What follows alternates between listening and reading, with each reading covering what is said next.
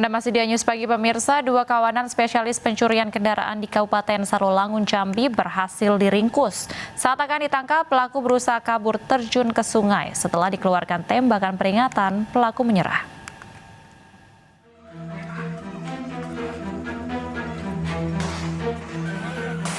Aksi kejar-kejaran dan tembakan peringatan mewarnai penangkapan Otang, pelaku spesialis pencurian kendaraan bermotor di Desa Guruntuo, Kabupaten Sarolangun, Jambi. Pelaku yang panik berusaha melarikan diri dari kejaran petugas polisi dengan terjun ke sungai untuk menyeberang.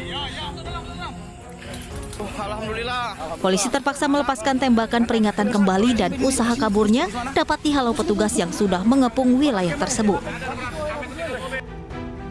Penangkapan terhadap kawanan pelaku curanmor tersebut dilakukan setelah polisi melakukan penyelidikan setelah aksi pelaku melakukan pencurian motor dan mobil terekam kamera CCTV di lokasi pelaku beraksi. Dengan TKP di Kelurahan Sungai Putri, Danau Sipin, Kota Jambi. Identitas pelaku yang sudah kami amankan ada dua terkait curanmor ini, yaitu yang pertama RD, yang kedua BP. Dari hasil pemeriksaan, pelaku beraksi di 11 lokasi berbeda. Dalam hitungan detik, menggasak sepeda motor karyawan salah satu kantor ekspedisi dan mobil pick-up milik sebuah percetakan. Kini pelaku masih terus dilakukan pemeriksaan dan pengembangan untuk mencari keberadaan pelaku lainnya. Dari Kota Jambi, Adrianus Susandra, iNews melaporkan. Pemirsa, polisi menangkap penganiaya imam masjid di Luwu, Sulawesi Selatan hingga tewas. Pelaku mengaku kesal karena ditegur korban usai sepeda motornya menyerempet korban.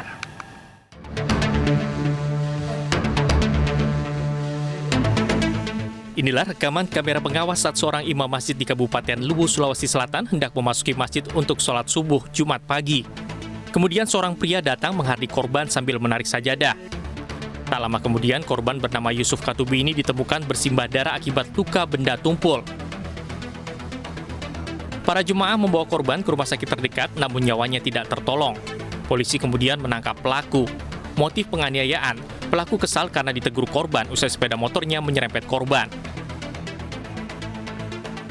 Kemudian dilanjutkan dengan pengembangan di lapangan di TKP awalnya.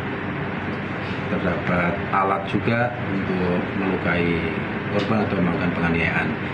Setelah dikembangkan sekitar jam 11 tadi, terduga pelaku berhasil diamankan dan saat ini dibawa ke Polres untuk pendalaman.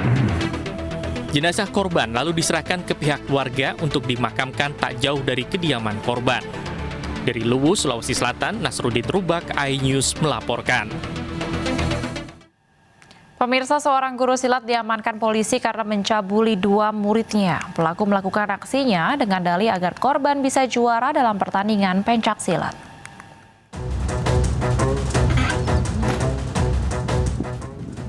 Polisi mengamankan AI, 48 tahun, seorang guru honorer sekaligus pelatih silat di Pandeglang, Banten.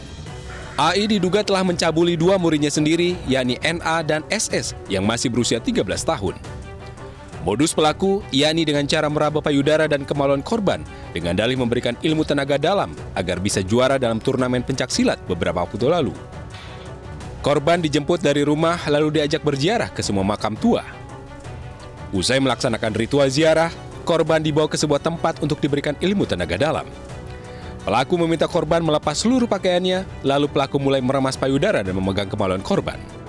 AI mengaku baru sekali melakukan aksi bejat kepada muridnya tersebut. Buat apa itu, Pak?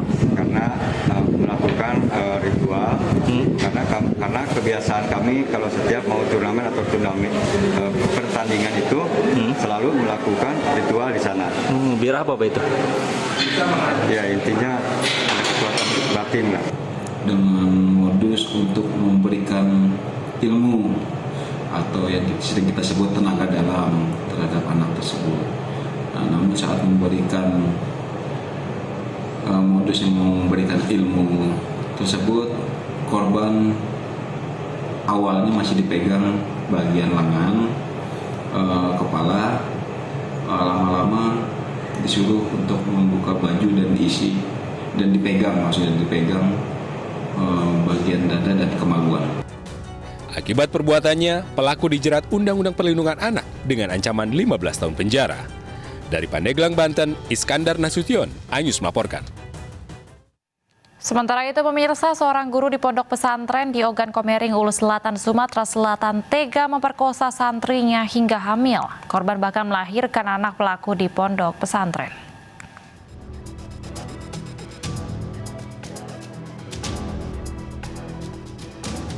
Polisi menangkap M. Syukur, pemilik sekaligus guru pondok pesantren di Ogan Komering, Ulu Selatan, Sumatera Selatan, karena diduga telah memperkosa santrinya hingga melahirkan. Pelaku memperkosa korban pada April 2021. Kejadian itu terungkap atas laporan warga sekitar pondok pesantren yang curiga dengan kondisi korban. Korban melahirkan bayi pada 21 Desember lalu di area pondok pesantren tersebut. Diketahui pelaku adalah seorang mantan residivis dengan kasus serupa yang terjadi pada 2006 lalu dan dipenjara selama 1 tahun di Lembaga Permasyarakatan Muara II. Berapa kali kalau gitu? Sekali. Bisa hamil ya? Ya itu hamil sampai melahirkan. Itu bulan berapa melahirkannya, Pak? Bulan 12. Melakukan pendalaman baik terhadap 3 orang saksi-saksi yang sudah kita lakukan pemeriksaan. Bukan tidak mungkin atau menutup kemungkinan kita akan mendapatkan saksi-saksi baru untuk mengungkap kasus ini. Polisi menyita barang bukti berupa kain sarung berwarna coklat bergaris dan 1 unit telepon genggam milik pelaku. Untuk saat ini, pelaku dikenakan pasal 285 KUHP tentang pemerkosaan dengan ancaman penjara maksimal 12 tahun. Dari Muara II, Kabupaten Ogan Komering, Ulu Selatan, Sumatera Selatan, Teddy Hendrawan, iNews melaporkan. Penceramah Bahar bin Smith kembali jadi perbincangan. Video perdebatannya dengan Danrem 061 Surya Kencana viral di media sosial. Jangan takut-takutin masyarakat. Ada urusan. Lagi-lagi penceramah kontroversial Bahar bin Smith jadi perbincangan. Negara Bhinneka Tunggal Ika, Pak. Oh iya, Bhinneka Tunggal Ika harga mati. Video perdebatan dirinya dengan seorang anggota TNI viral di media sosial. Belakangan diketahui, anggota TNI tersebut adalah Brigjen Ahmad Fauzi dan Rem 061 Surya Kencana. Brigjen Ahmad mengatakan kedatangan untuk memastikan Bahar datang ke Polda Jawa Barat. Bapakmu nggak datang kemari, tetap sedang saya bakal datang ke Polda Jabar. Bukan bukti kan, emang saya udah ngomong. Bahkan dari minggu saya datang, saya nginap di sana. Jadi kalau nggak datang, ya jemput masalahnya. Loh, nggak ada urusan, saya bakal datang. Nggak datang jemput Pak. Loh, itu urusan bapak mau jemput, yang jemput polisi bukan bapak dong. Iya, tapi makanya saya tidak terima dengan pernyataan Dudung ketika mengatakan KKB adalah saudara. Saya nggak terima. Kenapa? Karena berapa banyak teroris KKB yang membantai prajurit TNI Polri. Kenapa Bapak nggak bahas itu? Terus mau bilang saya provokatif? Jangan dialihkan dari mana? Dengan ini. Oh bukan dialihkan, itu ceramah utuh jadi satu. Bahar yang masih dalam kondisi emosional kemudian menyinggung soal Kasat Jenderal Dudung Abdurrahman. Bapak percayakan tugas Bapak untuk memberikan ceramah yang baik kepada... Nah tugas saya ngasih ceramah. Tugasnya Dudung harusnya jangan utik-utik masalah agama kalau nggak tahu masalah agama. Akhirnya apa? Mensifati Tuhan dengan sifat manusia. Itu ranah kita. Dalam video, Brigjen Ahmad meminta Bahar menjaga ucapannya saat berceramah. Bahar yang tak terima kemudian balik menanyakan masuk kedatangan Brigjen Ahmad ke kediamannya. Salah. Kalau nggak ada arti. Bapak bisa menjaga kalimat. Saya menjaga kalimat saya. Menurut Bapak. Lah enggak ini tapi gini Pak. Sekarang saya tanya, urusannya ada apa? Saya nyampaikan pesan. Pesan saya dari tidak siapa? Berharap pesan dari siapa? saya selaku penguasa wilayah. Pesan dari siapa? Bapak kalau datang ke sini dengan baik, kami akan sambut dengan baik, Pak. Ya, karena kami rakyat, TNI lahir dari rakyat, kami rakyat, TNI lahir dari rakyat. Perdebatan pun berakhir saat Bahar memastikan akan datang ke Polda Jawa Barat. Oh maaf, kita nggak pernah lari, kita datang. Nah, itu. Buktikan nanti di proses hukum yang ada. Iya, kita datang. Oke, saya datang. Assalamualaikum warahmatullahi wabarakatuh. Waalaikumsalam warahmatullahi wabarakatuh. Sejumlah anggota TNI lainnya pun bersalaman dan berpelukan dengan Bahar bin Smith sebelum meninggalkan lokasi. Pernah tahu. Cuma kalau datang kemari mau sok terapi, oh salah orang. Sementara itu, Kapendam 3 Siliwangi Kolonel Infanteri Ari Trihedianto menyebut kedatangan Brigjen Ahmad adalah untuk mengingatkan kerumunan saat momen pergantian tahun. Tahu-tahu datang. Woi, kita ini rakyat. NKRI harga mati merdeka. Allah! Merdeka! Sebelumnya, penyidik Polda Jawa Barat melayangkan surat pemanggilan terhadap Bahar untuk dimintai keterangan dalam kasus dugaan ujaran kebencian. Bahar rencananya akan diperiksa pada Senin 3 Januari mendatang. Tim iNews melaporkan. Polisi telah memeriksa 50 orang saksi serta mengumpulkan 6 barang bukti terkait rencana pemeriksaan penceramah Bahar bin Smith 3 Januari mendatang. Dengan demikian, polisi memiliki 2 alat bukti terkait kasus ujaran kebencian dan pelanggaran Undang-Undang ITE yang menjerat Bahar.